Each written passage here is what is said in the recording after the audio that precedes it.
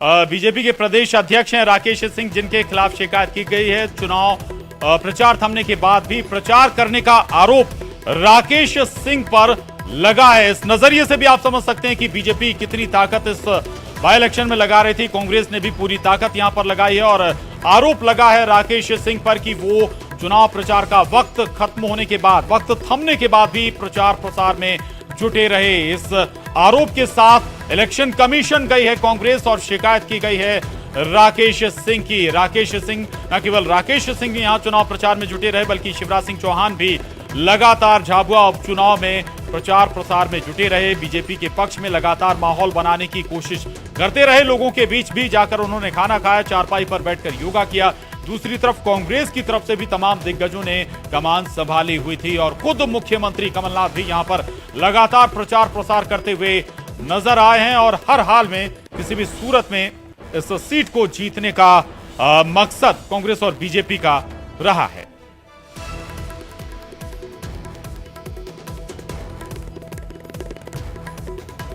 और EC election commission Congress गई है। जितेंद्र हमारे साथ बैठे हुए हैं। जितेंद्र, आपके पास इस संबंध में कुछ डिटेल?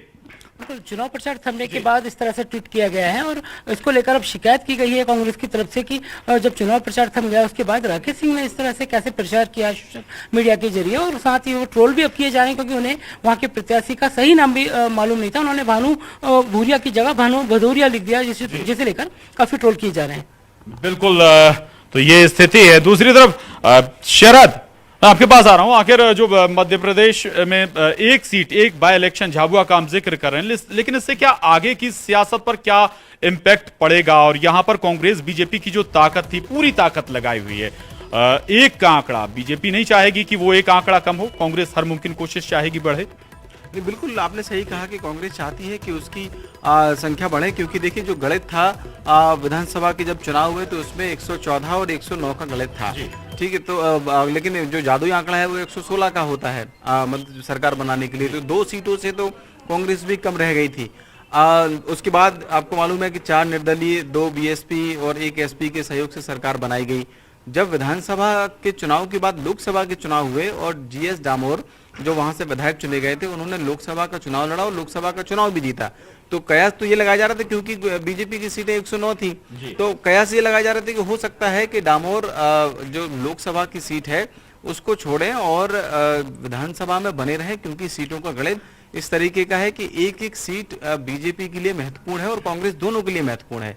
लेकिन हुआ इसका बिल्कुल उल्टा है। और उसके पहले बीजेपी लगातार ये कहती रही थी कि दरअसल ये सरकार को, नेताओं के बयान आते थे कि सरकार गिरा देंगे और सरकार गिर जाएगी। अभी भी आपने देखा कि जब प्रचार हुआ तो उसमें लगातार ये बातें सामने आई कि दिवाली के बाद शिवराज सिंह चौहान मुख्यमंत्री की शपथ लेंगे, इस तरीके के बयान नेता प्रतिपक्ष के सामने आए। तो सीटों का ये गणित पहले से ही था, अब एक सीट इतनी मायने रखती है। और खास बात यह भी है कि देखिए आज जब चुनाव हो रहा है और उस चुनाव के दौरान में पूर्व मुख्यमंत्री दिग्विजय सिंह ने ट्वीट किया और ट्वीट के जरिए वो एक तरीके से उन्होंने बैलेट की मांग उठाई है। तो ये इसके भी कहीं ना कहीं मायने निकालने होंगे कि आज के दिन इस तरीके से बातें करना क्यों कर रही है, क्योंकि ये भी माना जा रहा है कि वहां झाबुआ में जो उपचुनाव हो रहा है, वैसे आमतौर पर यह धारणा रहती है कि जब उपचुनाव होता है तो उसमें जो सत्ताधारी दल होता है उसको फायदा मिलता है।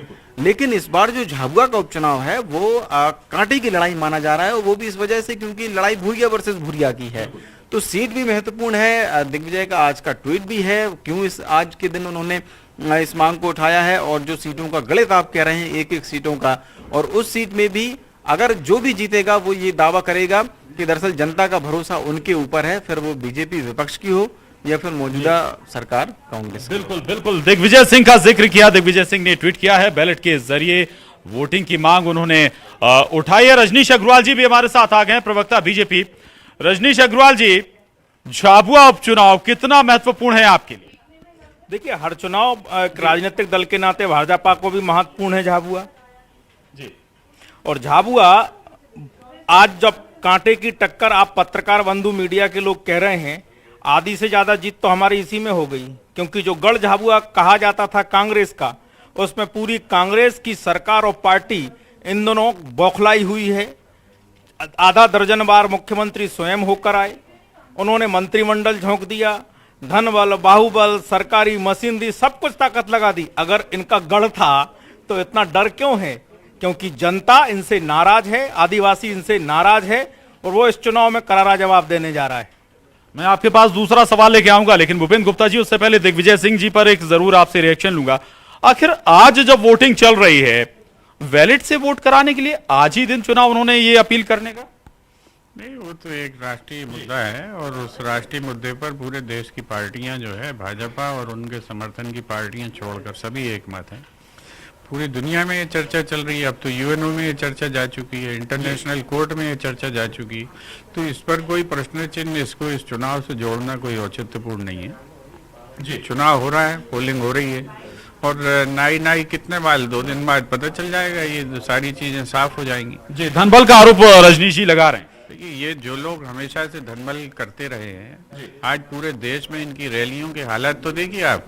100 करोड़ की रैलियां करने वाले लोग धनबल की बातें कर रहे हैं। जो वीडियो है पूरे पब्लिक डोमेन में, किस तरीके से 500-500 रुपए इनके नेता जो है महाराष्ट्र और वहाँ के चुनाव में बांट रहे हैं, तो ये इससे बड़ा कोई ढोंग की बात ही नहीं हो सकती। ये तो कि साहब धनबल और फलाना बल, तो धन जिनके पास है वही बल लगा रहे हैं। और इस वक्त तो पूरा मीडिया कह रहा है, पूरी जो है जो सरकारी एजेंसियां कह रही हैं, एडीआर कह रहा है कि धन जो है सबसे ज्यादा माल अंडे इन्हीं ने किया है, बीजेपी के लोगों ने। मैं रजनीश जी से इस पर प्रतिक्रिया ले लेता हूं। रजनीश जी, धनबल का जिक्र तो आप पर भी हो रहा है, आरोप आप पर भी लग रहा है। एक बात और आई थी कि दिग्विजय सिंह, माफी के साथ चाहूंगा शब्द आ गया, शिवराज सिंह को मुख्यमंत्री बनाने का दावा गोपाल भार्गव कर रहे थे। आप लोग इस हद तक पहुंच गए वोट के लिए? देखिए, राजनीतिक दल हैं, इस हद तक पहुंच गए मतलब कोई गलत काम कर दिया, गलत बात कह दी।